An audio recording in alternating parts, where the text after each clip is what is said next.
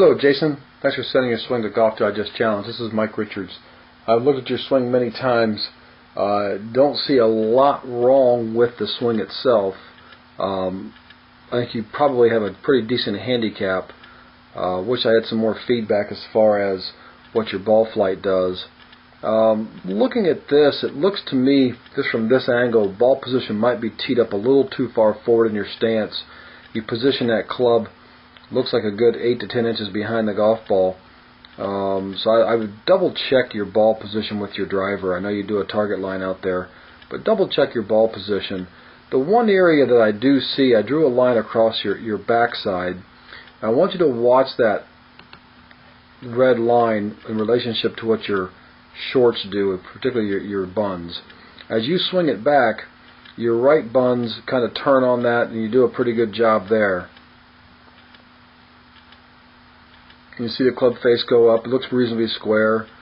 Club goes back on plane, halfway decent. Now, as you get to the top of your swing, it's like your body has stopped turning, and now it's just basically an arm swing. So when you look at that, now the club has a tendency to go a little too far back because of that. What you would like to do here, Jason, is get everything completing at the same time at the top.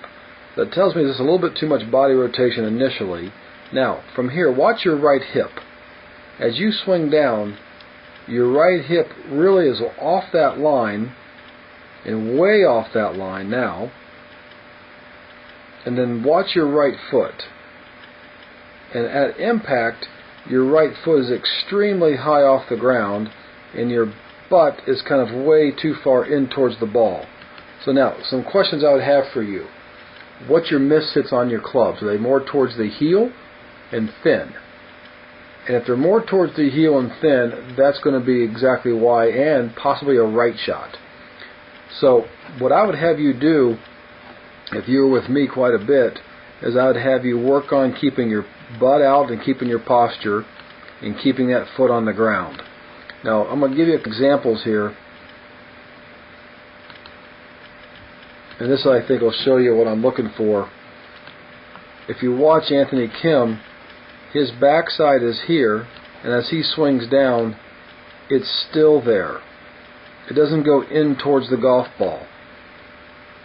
And I think you can see what I'm talking about with yours versus his. Plus the fact, look at the right foot, and look at the right knee, and so forth. Your knees move way in and towards the golf ball.